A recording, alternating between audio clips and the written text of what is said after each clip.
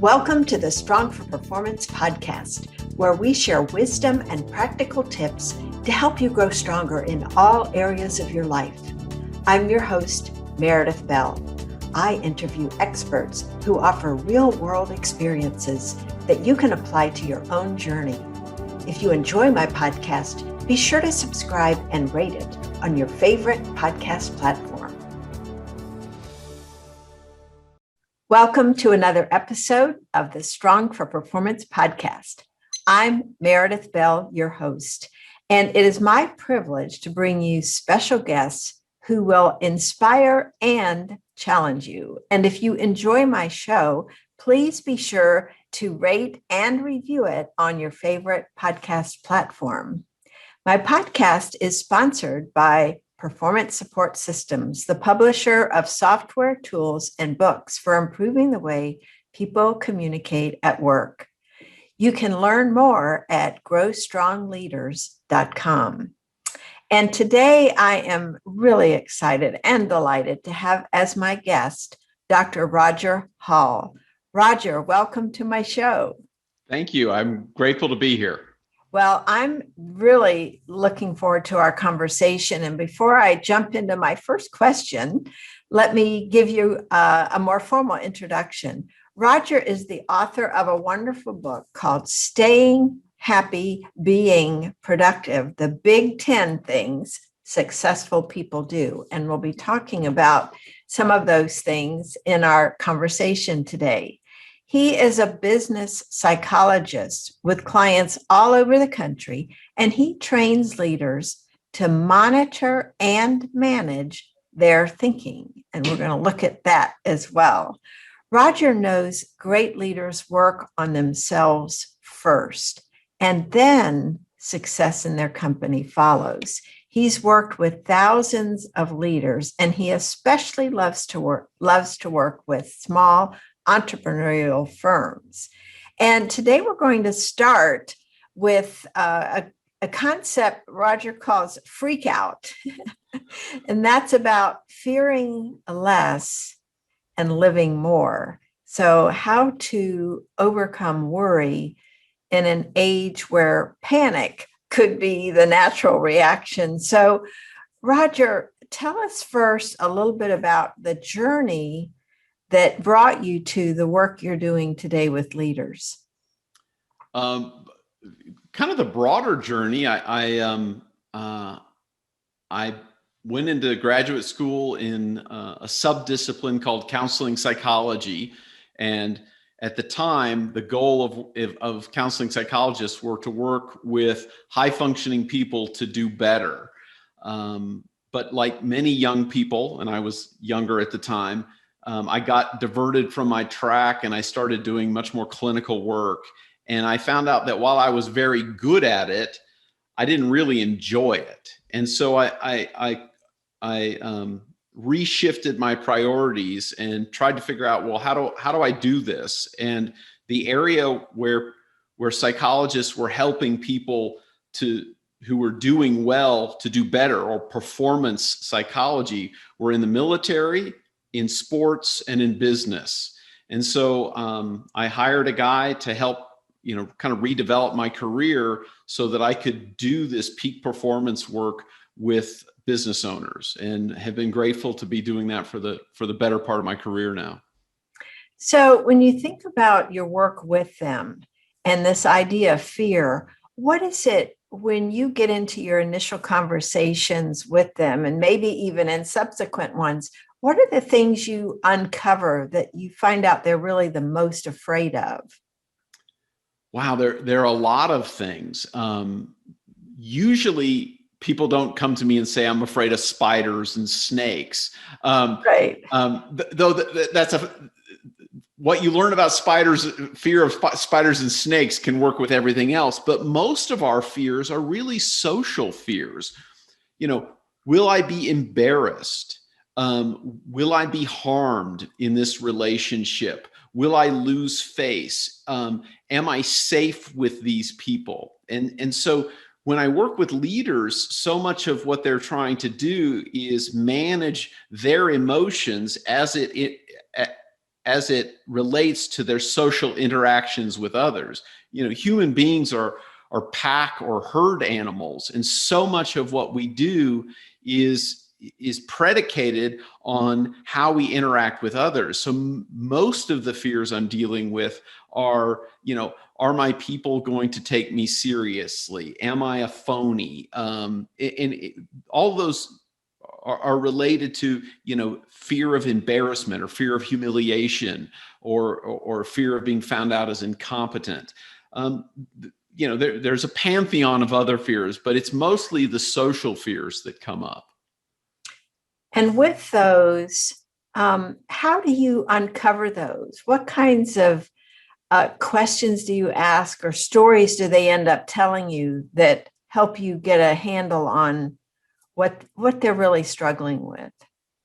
One of the easiest things is when you're falling asleep at night, what keeps you up, or what wakes you up in the middle of the night, and what do you find yourself preoccupied with?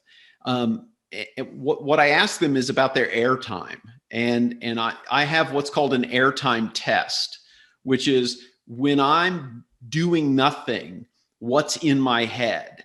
And if you're not related to me by blood or by marriage, and you're in my airtime, I know that there's something out of balance. And so for many of the people I work with, those leaders, I find out what's in their head. And it really is what's in their stream of consciousness. And we all have this stream of consciousness of all these thoughts that come in and out of our head all day long. And most people never sample what's in that stream of consciousness. And so what I encourage people to do is, stick a ladle in, or if you're really aggressive, stick a bucket in and sample what's in my stream of consciousness. And what most people find is that there's garbage in their stream of consciousness. They tell themselves things that if a stranger came into the room and said those things to them, there would be a fight. And yet they say these things to themselves all day long. So it's important for leaders to recognize, okay, what's in my head? Because what's in our head comes out in our behavior. And so the first part of being a leader is, and you referred to this, is monitoring and managing your thinking. Because if I don't know what's happening in my head, that's self-awareness, and then I can't control what's happening in my head, or control my emotions, then that infects everybody I work with. I worked with a president of a company, and he told me once, he said, it doesn't matter if the distribution center is on fire. Whenever I walk through the front door, I walk slowly. I greet people and I ask them how they're doing. As soon as the door to my office closes, then I can go, then I can show my emotions. He says, because if I walk in a hurry, reception will then call accounting. Accounting will then call marketing. Marketing will then call production. And he said, by the time I'm to my office, there are 250 people I've infected with my bad mood. And so it's so important for leaders to recognize, most of the people are looking at you to see how you feel. And that's why it's so very important to be self-possessed and to know what's happening. Boy, that's such an important point.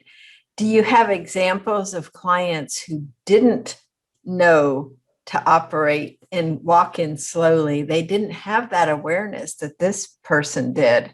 And, so tell us an example of somebody that had a real issue and how you helped them become better at that awareness piece.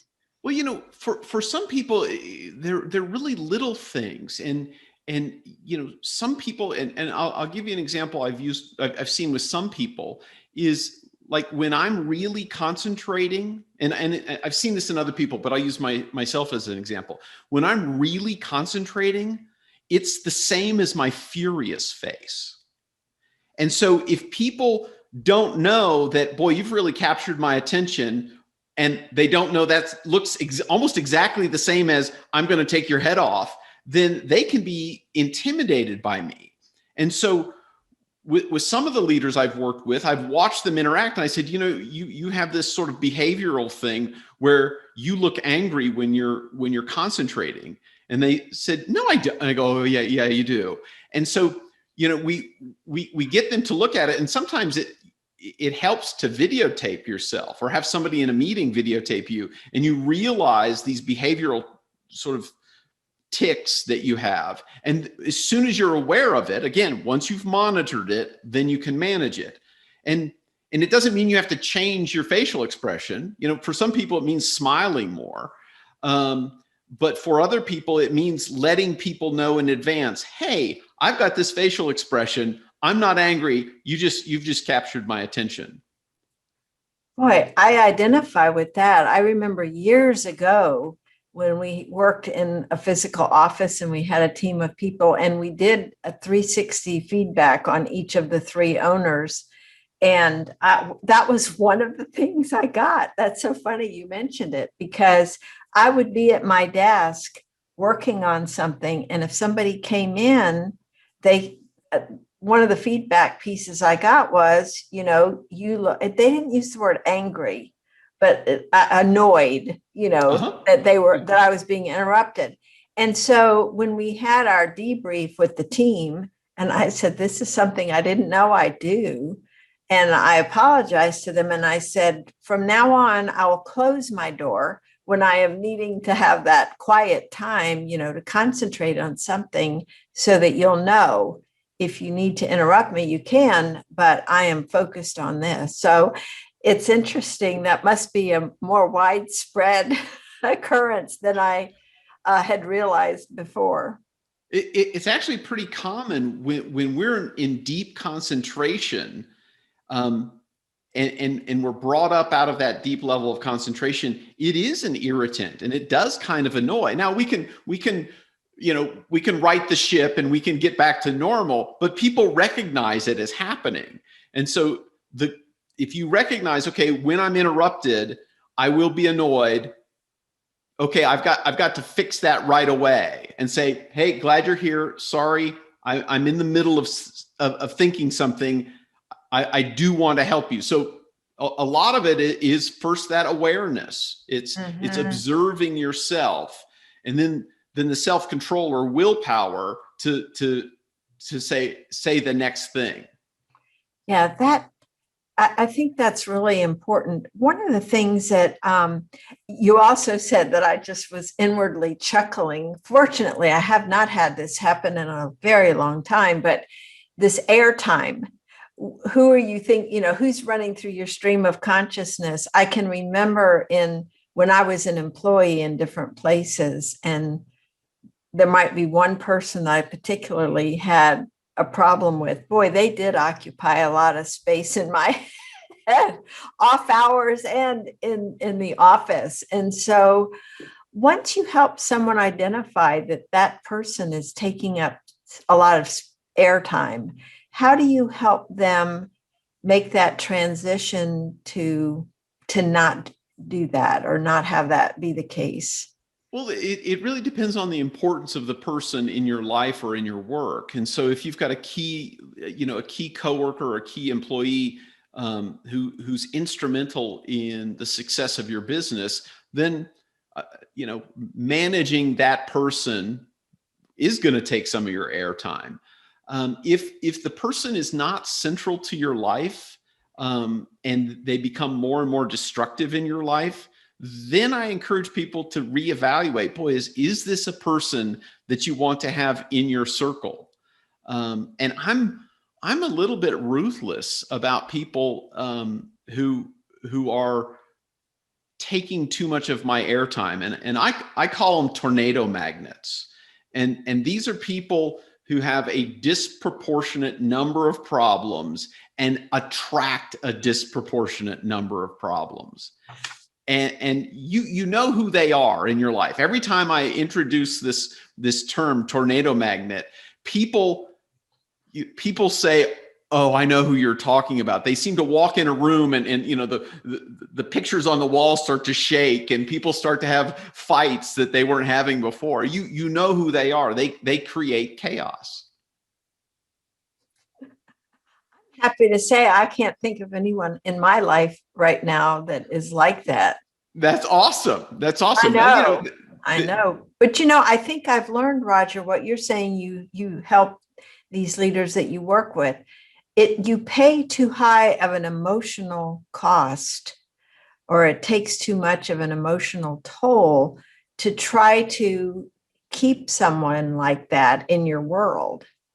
It really is a balancing act, which is the value they're providing great enough to offset the emotional cost? And very often leaders discount that emotional cost. They say, it's not that big of a deal, when in fact it really is that big of a deal. And one of the things I hammer into my clients is that solving cognitive problems is a physical activity. Our brains occupy between 2 and 5% of our body mass, but use between 20 and 25% of the energy that we consume. So, what's in our head is burning fuel all the time. And so if I'm solving math problems, that burns fuel. But if I'm also solving and dealing with emotional problems, that burns fuel.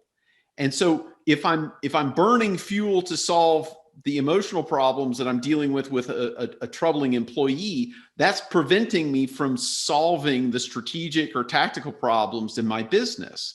And so it really isn't just about a money issue. Is this person making me more money than they're costing me?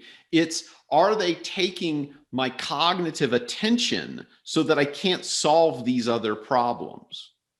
Boy, that is a really important point, because I think we underestimate the impact an unhealthy person in our lives really can have. And sometimes we don't recognize it until they're taken out of our life, and suddenly, the flowers are brighter and the sky is bluer. Yeah. It makes me think, do you ever have them ask a question like, I want you to imagine, what would your life be like if you didn't have this person in your thoughts and in your world? That's a fantastic exercise, is to get people to in their head project out into the future if their world was different. Sometimes people can't imagine it because they're so consumed with the fear of what will they lose that they can't imagine a better future. And so part of it is helping them practice and rehearse what could be better, because the way our brains work is our brain's imagination always goes to the worst case scenario. It's self-protective. Fear is the most self-protected of our emotions. It keeps us alive. Mm-hmm. And so our brain fast forwards to disaster. We don't imagine if the elevator fails, right? If you're in an elevator and you're imagining an elevator failure, what do you imagine? Falling all the way down. Nobody imagines, there are 47 different safety mechanisms. You're going to drop maybe 5 inches. Okay. And then it's going to break. Okay. The biggest problem you're going to have is, prying the doors open and climbing out. That's really, but nobody imagines that. They imagine the plunge, not the inconvenience. Mm-hmm. So with a difficult person in our lives, we imagine the disaster that will occur if they're not there. But it really takes discipline to imagine what could be better. Mm-hmm. As I'm listening to you, I was thinking about sometimes, and I know some people like this, that tend to worry about the future, not just related to a specific individual, but just the worst case that could happen.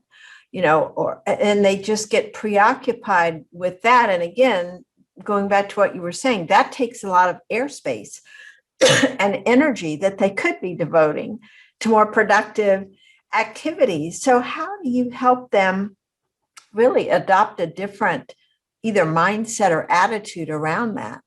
Yeah, I view worry, I call it malignant advanced planning. So if I have a problem I need to solve, people who are good at solving problems imagine in the future the problem they need to solve, and then they start to come up with a plan for solving that problem.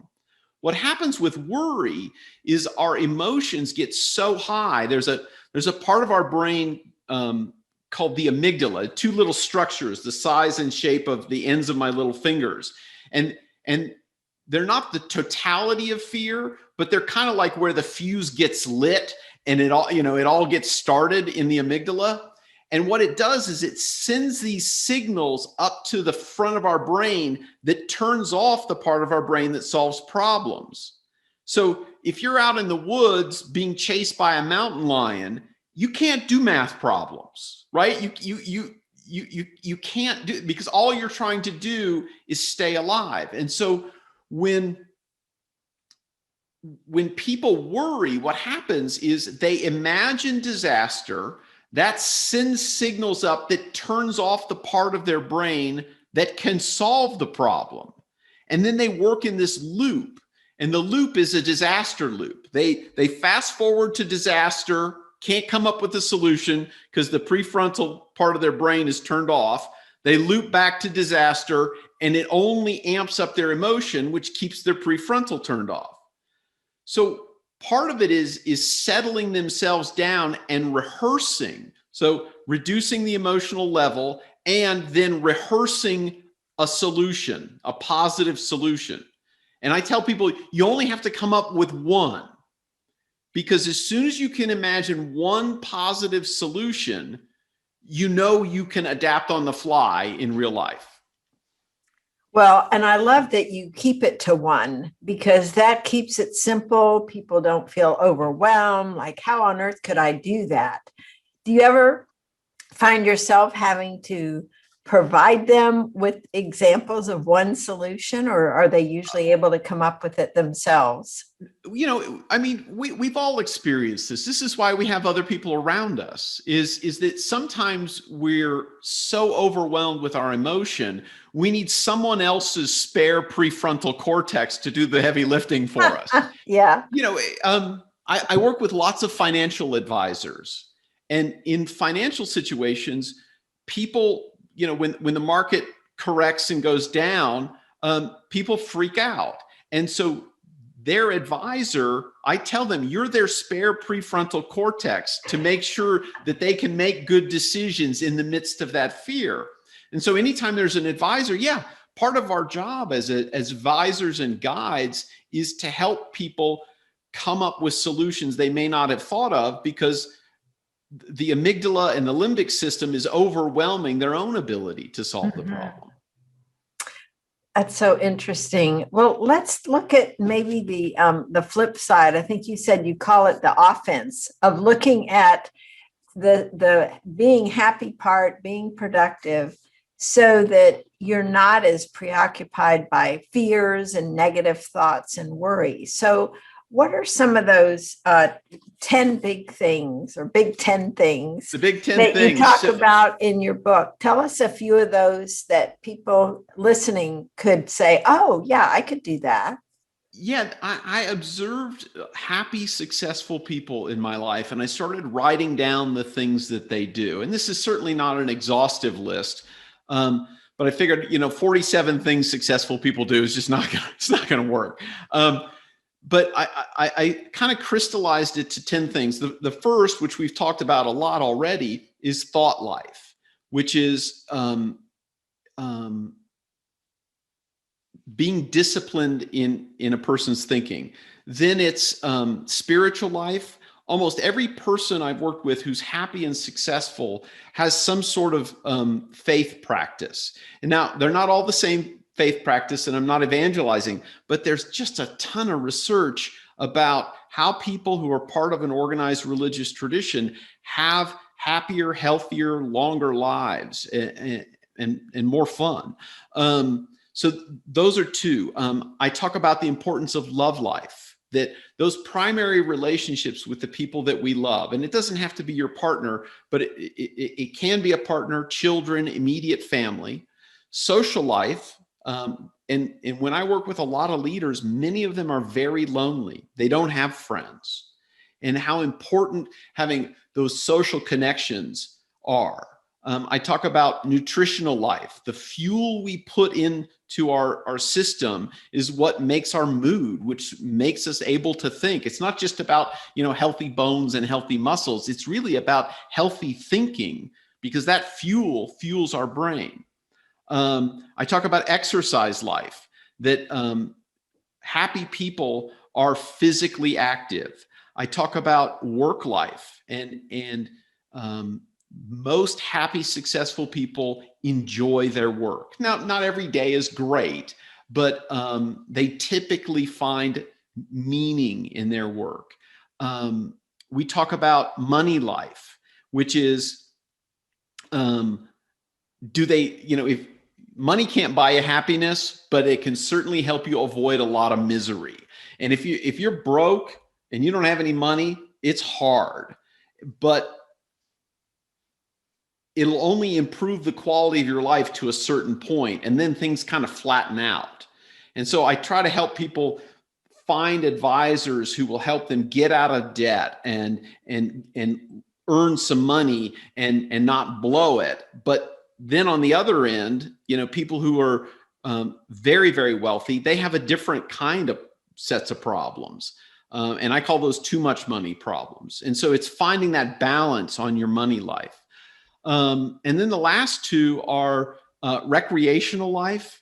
Happy, successful people have fun. They do things that they enjoy. And the last is sleep and rest life, that happy, successful people get good quality sleep. It's a foundational habit. And they take time each day and each week for quiet reflection, where they do nothing, where they meditate, they contemplate, they do personal quiet reflection or religious devotion. Every one of them does this on a regular basis. So those are the big 10 things. Yes. Let's take that last one for a moment, because I'm thinking entrepreneurs who are always busy doing things. Yep. Or other folks in other kinds of work. This whole idea of like human doings instead of human beings. Yeah. The challenge of taking that time to slow down and do the things that you suggested. What are the things that get in our way of doing that? And how do you help clients who have not done that make that transition or make time to do it? This is what gets in the way, is that we have immediate access to stimulation all the time. And when I mean quiet reflection, I mean quiet, where nothing is happening. Lots of people, when they think about quiet reflection or meditation or mindfulness, which is a hot topic now, they think about sitting in a lotus position on a yoga mat and, with some spa music going in the background. That's not me. Okay. I mean, I've done that and I'm not very good at it. But then there are other contemplative practices that you can use. In the Middle Ages, you can look at, there's a famous cathedral in France called the Chartres Cathedral. And in it, there's a thing called a labyrinth. Are you familiar with a labyrinth? Not in that church, no. Okay, so all it is a drawing on the floor. And it's not a maze where you can get lost, but it's a single path that you walk in a complicated pattern. And it's essentially walking meditation. And so what I encourage people who are like me, who have this, a brain like squirrel, always easily distracted, is to find that walking meditation. So find a path in your neighborhood or in your community that you know very well and walk it every day. Now, it's particularly helpful if you have a dog, because then you're gonna be doing it every day anyway. But then make that a time for quiet reflection. And I find it interesting. I used to go for walks in my neighborhood where I used to live, and I was about the only person out for a walk. I actually had someone call the police on me because I was out walking. Because it's so unusual in our society for people just to go on a pleasurable walk. It's unfortunate.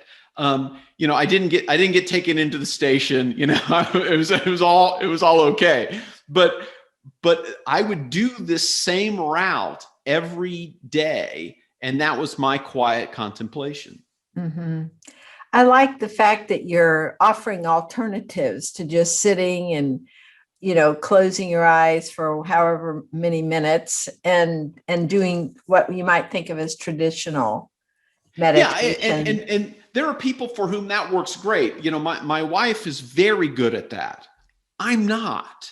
Okay. And I have a client right now who's 20 minutes every morning. He says it's absolutely transformed his life.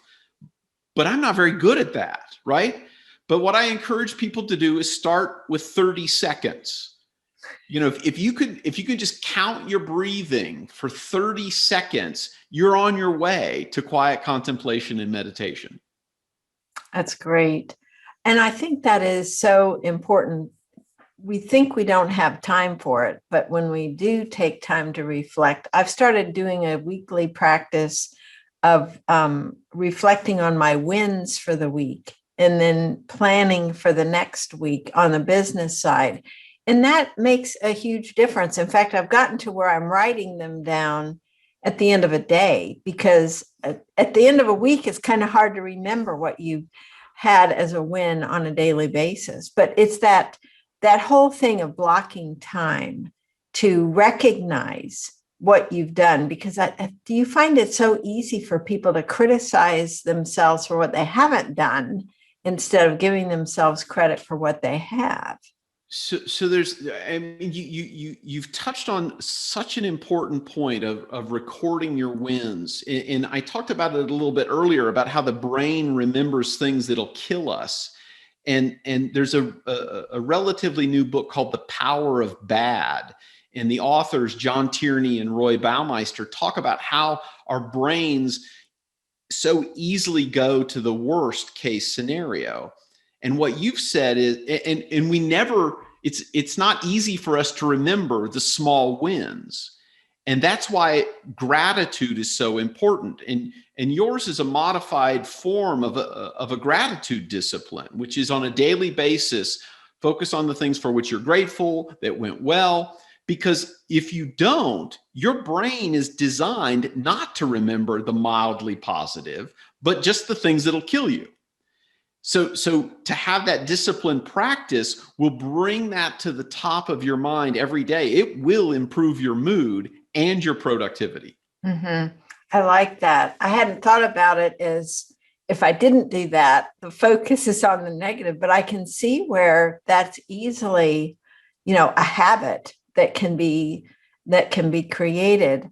When you think about some of your clients that have made, let's say, the biggest changes, and you've helped them really make some transformations, talk a little bit about what the earlier behavior was, what they started doing differently, and then what result they got as since they made that change. There's so many different stories. I'll give you some process comments about what they've done. One person had a wonderful discipline, and I talk about it in the book, of writing out every day. He had a constant journal. So anytime he talked to somebody, he'd be writing out both the content, but also what he was feeling. And he had a bookcase full of these journals. And so he was able to he was able to monitor and then manage his thinking because he had been writing it out for so long. And he was able to look at these past thoughts from 3 years ago. You could just open up the book, it was dated, and then compare them to right now. So that's one discipline. The process thing I found is that many of my most successful clients have a history of athletics.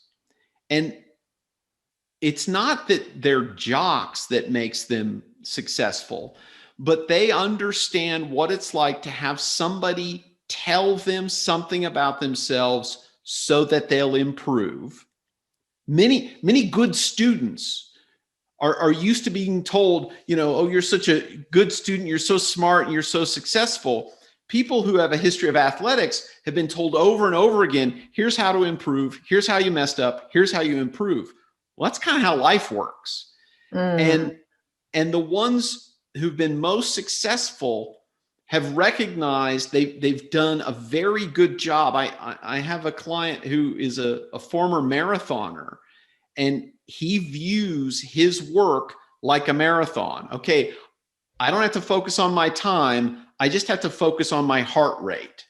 And if I focus on my heart rate, which is a process, not an outcome, then the outcome will work itself out. So I'm just going to focus on the process. So we figured out what were the process measures that he would focus in on his work and not the outcome. And lo and behold, the outcomes turned out really well.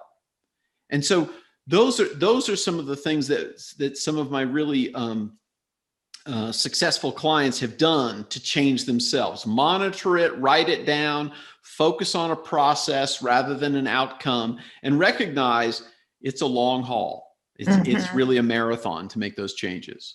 Oh, I really like all of those points. I think especially the process, because, we get told so much about setting this goal, and again, criticizing ourselves for falling short of where we thought we ought to be today or next week.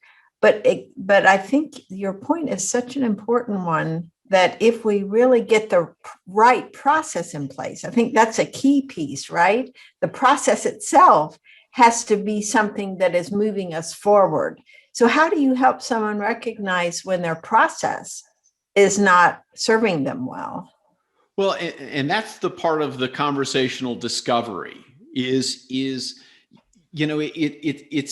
very easy to write a strategic book, but in order for someone to change, it really is about the tactics of what do they do every day. And very often we'll find some tiny little habit that they have, that takes them off course.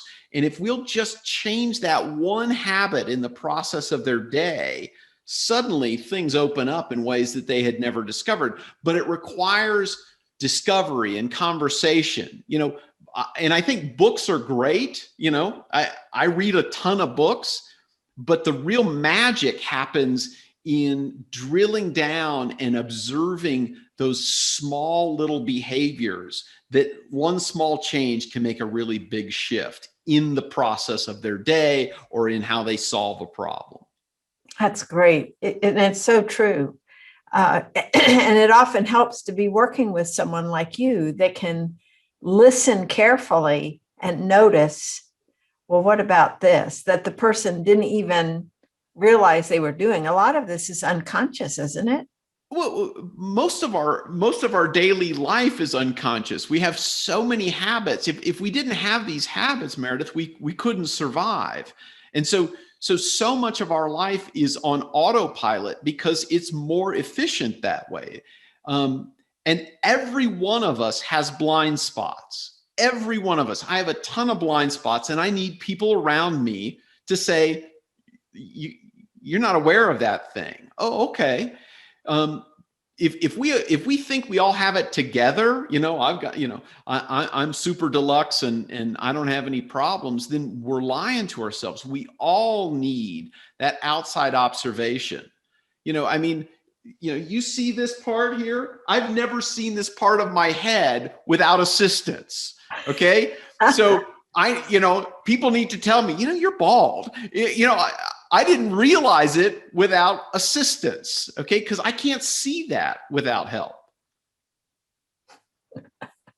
Yes, that's a good example. And we all do have that. And I think it kind of circles back to having people in our lives who are willing to tell us the truth and not sugarcoat what we need to hear, or not, because other people might be afraid of us. We've been talking about our own fears, but if others are afraid of us because of how we've reacted in the past, let's say, to feedback they've given us, how do you help a client who is surrounded by people that aren't telling him or her the truth because of fear? And I become that first person to tell them the truth, because I have enough clients that if you fire me, I still have plenty of other clients to pay my mortgage. I tell them my job is to tell you the truth as best as I see it, because all of their employees, the owner or founder of the company, the president of the company, is the least well-informed and the most lied to person in the organization, because everyone wants to please that person in a position of power. So when they hire me, that's my job, is to tell them the truth as best as I see it. But the next thing I tell them is, it's going to take you at least a decade to build a friendship with a person who will tell you the truth. And if they tell me I don't have any, I tell them, well, now's the time to start. And so if I look at, and I'm very blessed, Meredith, I have a half a dozen guys who I have known for a long time. Of my circle of people who will tell me the truth, the one I've known the least long, I've known for, 17 years. One of them since I was in the 9th grade, one of them since I was a freshman in college. And these are people who will tell me, Roger, are you crazy? Or, what are you thinking? Because they don't interact with me like somebody who's just gotten to know me, who thinks I'm, oh, you have a book and you did, you got all this, whatever. They're willing, they know what I was like in the 9th grade, and so they're willing to tell me that's a stupid idea. And I need those people, and leaders need those people around them who will say, dude, that's stupid. Because at work, I had a president of a company. He got promoted to president. I said, how do you like it? He goes, it's awful. He said, 3 weeks ago, before I was president, I came up with this idea. And these two guys in the staff meeting said, that's a stupid idea. It'll never fly. He says, I just ran it past the same two guys this morning, and they told me what a wonderful idea it was. He said, the idea didn't change. And I said, yeah, but you did. Your role did. And suddenly they're telling him pleasant lies because he's the boss now. Mm-hmm. So we need people who will tell us, well, that's a dumb idea. That's a good point. And I think it speaks to creating a culture where people feel that it's safe and okay to be honest, even with the person who is at the highest level. And the person at the highest level, and that requires trust. Mm-hmm. And so everyone in the organization is dependent on the leader of the organization showing that he or she is trustworthy with the power that they have, that they don't use it arbitrarily, that they're not vindictive. That's a great point, I think, to wrap up on, Roger, because it just shows the importance of the top leadership really setting the stage for everyone else. And it circles back to this whole theme of yours, which is monitoring and managing their thoughts, which then influence what they say to people. Yeah. So I'd like to encourage folks to pick up your wonderful book, Staying Happy, Being Productive, and let people know how can they connect with you and learn more about your work. Yeah, they can go to my website, which is drrogerhall.com, drrogerhall.com. I have a course called the Freakout Course, and it's at freakoutcourse.com. And if you'd like to take a quiz to find out, are you freaking out? There's freakouttest.com. And then there's one called the worryometer.com.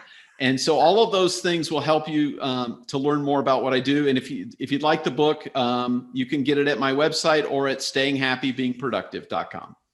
Great. Thank you, Roger. I so appreciate the work that you are doing to help people worry less, freak out less, and be happier and more productive with their lives, so that it has that ripple effect of, influencing others in a positive way. You've kind of summarized the purpose and meaning in my life is to improve people's lives so that they can improve the lives of others. That's great, Roger. Thank you so much. Thank you for having me. Thanks for tuning in to the Strong for Performance podcast. Now head over to growstrongleaders.com/free and grab our ebook, Listen Like a Pro. You'll find out how to connect on a deeper level with the people who matter to you. And while you're there, check out our 2 books, Connect with Your Team and Peer Coaching Made Simple. Until next time, I'm Meredith Bell.